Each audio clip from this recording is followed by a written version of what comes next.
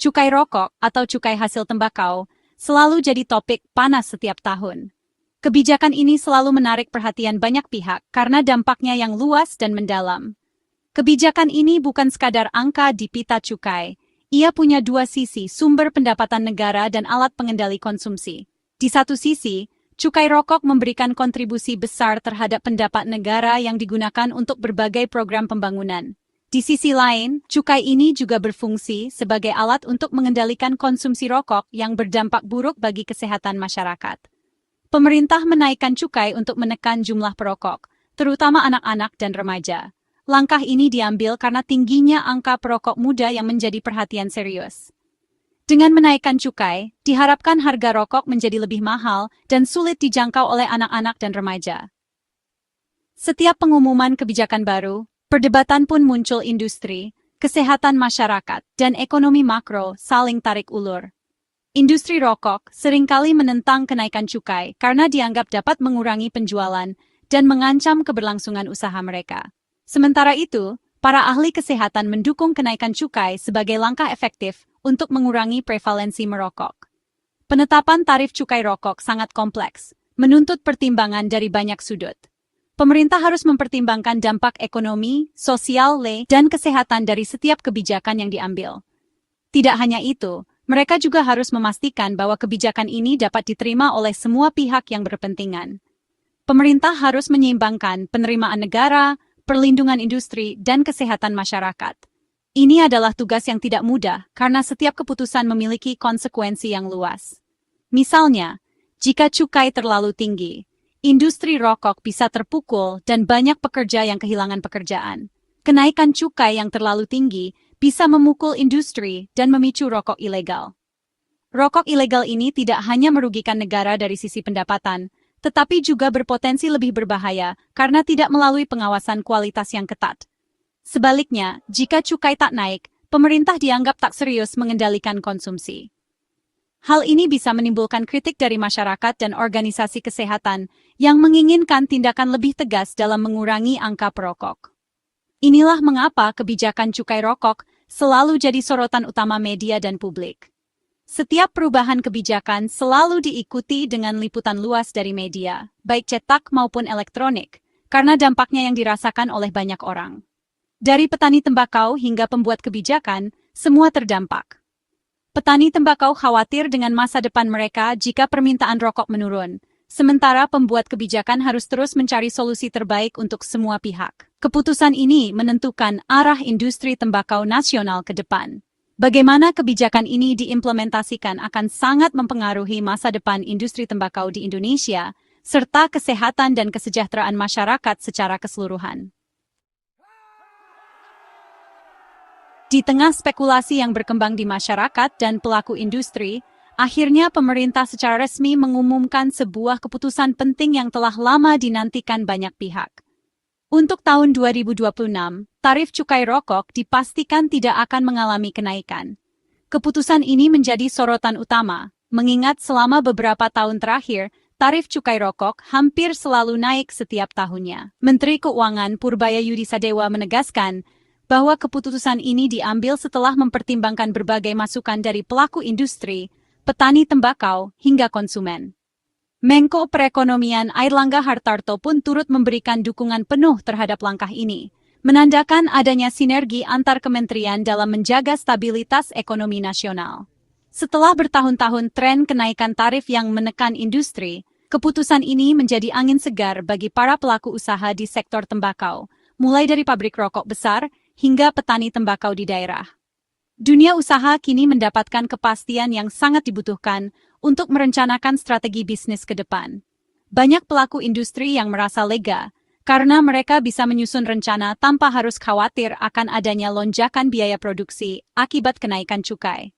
Dengan adanya kepastian ini, industri rokok dan tembakau dapat lebih fokus pada pengembangan usaha, inovasi produk, serta menjaga kesejahteraan para pekerja dan petani yang terlibat di dalamnya. Pemerintah berharap, dengan tidak menaikkan tarif cukai, industri bisa bernapas sejenak, memperkuat fondasi bisnis, dan menjaga stabilitas ekonomi di tengah tantangan global yang tidak menentu.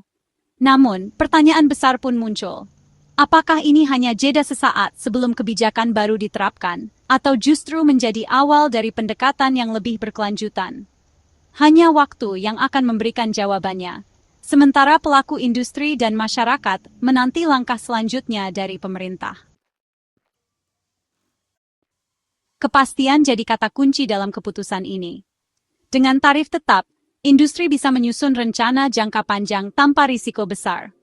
Petani tembakau dan industri pendukung juga diuntungkan dengan prediktabilitas permintaan.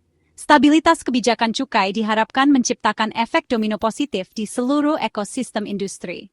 Menteri Keuangan menegaskan, tarif saat ini sudah cukup menantang bagi pengusaha. Pemerintah mendengar masukan industri dan memilih memberi ruang adaptasi. Ini langkah strategis untuk menyeimbangkan penerimaan negara dan keberlangsungan industri. Keputusan ini lahir dari dialog intensif antara pemerintah dan pelaku industri. Menteri Keuangan mengundang asosiasi dan perusahaan besar seperti Jarum, Gudang Garam, dan Wismilak. Industri memaparkan tekanan akibat kenaikan cukai sebelumnya, dampaknya pada produksi dan tenaga kerja. Pemerintah mendengar langsung aspirasi dan kekhawatiran mereka. Pendekatan kolaboratif ini membangun kepercayaan antara regulator dan pelaku usaha. Meski ada perbedaan kepentingan, stabilitas ekonomi dan lapangan kerja jadi tujuan bersama. Dialog ini jadi bukti pemerintah berupaya menavigasi perbedaan demi kebijakan optimal. Tidak menaikkan cukai bukan berarti pengawasan longgar. Pemerintah kini fokus memberantas rokok ilegal, produk tanpa cukai yang merugikan negara dan industri legal. Kenaikan cukai yang tinggi sering memicu peredaran rokok ilegal. Dengan tarif stabil, pemerintah berharap pasar rokok ilegal berkurang. Penegakan hukum diperkuat, terutama oleh bea dan cukai. Pemerintah ingin ciptakan persaingan adil dan tutup kebocoran penerimaan negara. Ini strategi logis setelah menahan kenaikan cukai. Pemerintah juga mengembangkan kawasan industri hasil tembakau (A) untuk menata industri kecil dan menengah. KEH jadi solusi terintegrasi. Produsen rokok kecil bisa beroperasi legal dalam satu ekosistem. Fasilitas dan perizinan dipermudah, pengawasan lebih efektif. Model ini sudah diuji di beberapa daerah dan akan diperluas. KEH melindungi pelaku usaha kecil dari dominasi perusahaan besar dan membuka akses teknologi serta pasar. KEH bukan sekadar pengawasan, tapi juga inkubator bisnis yang menjaga keberagaman industri. Keputusan menahan cukai disambut positif industri. Gapri dan Gaprindo mengapresiasi langkah ini sebagai respons atas kekhawatiran mereka. Stabilitas tarif memberi ruang konsolidasi dan perencanaan yang lebih pasti. Industri bisa fokus pada inovasi, efisiensi, dan menjaga lapangan kerja. Dalam ekonomi global yang menantang, mempertahankan karyawan jadi prioritas. Industri berharap dialog dengan pemerintah terus berlanjut demi kebijakan berimbang. Namun, kelompok kesehatan mengkritik keputusan ini sebagai langkah mundur. Mereka menilai cukai adalah alat efektif untuk membatasi akses rokok, terutama bagi anak-anak dan masyarakat miskin.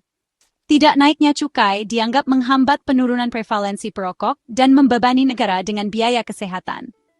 Aktivis menuntut pemerintah lebih tegas mengutamakan kesehatan publik di atas kepentingan industri. Suara kritis ini jadi pengingat bahwa kebijakan cukai punya dampak besar pada masa depan generasi bangsa.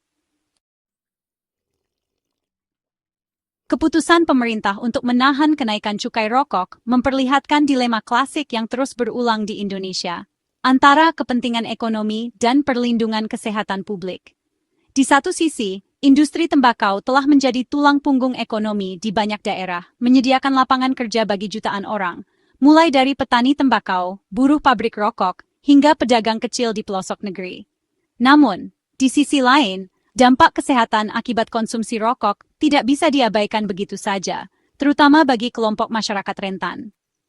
Industri tembakau memang menopang kehidupan banyak pekerja dan keluarganya. Namun, risiko kesehatan yang ditimbulkan tetap sangat besar, baik bagi perokok aktif maupun pasif.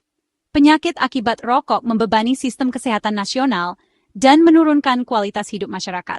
Data Badan Pusat Statistik menunjukkan bahwa rokok menjadi pengeluaran terbesar kedua rumah tangga miskin setelah beras. Artinya, sebagian besar pendapatan keluarga miskin justru habis untuk membeli rokok, bukan untuk kebutuhan pokok lain yang lebih penting seperti makanan bergizi, pendidikan, atau kesehatan. Harga rokok yang tetap terjangkau di pasaran memperbesar risiko terjadinya pengeluaran tidak sehat. Hal ini juga memperkuat lingkaran kemiskinan, karena uang yang seharusnya bisa digunakan untuk meningkatkan kesejahteraan keluarga malah dialihkan untuk konsumsi rokok. Anak-anak dari keluarga perokok sangat rentan mengalami kekurangan gizi.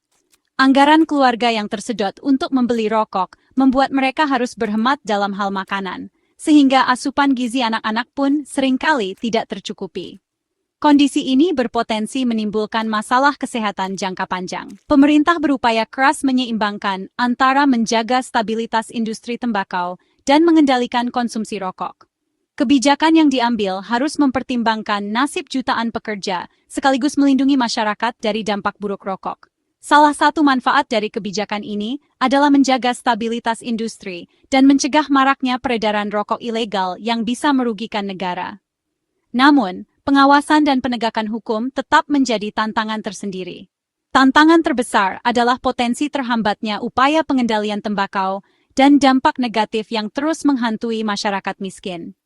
Jika tidak ada solusi yang tepat, kesejahteraan dan kesehatan generasi mendatang bisa terancam. Dilema ini menuntut kebijakan yang adil, berkelanjutan, dan berpihak pada masa depan bangsa.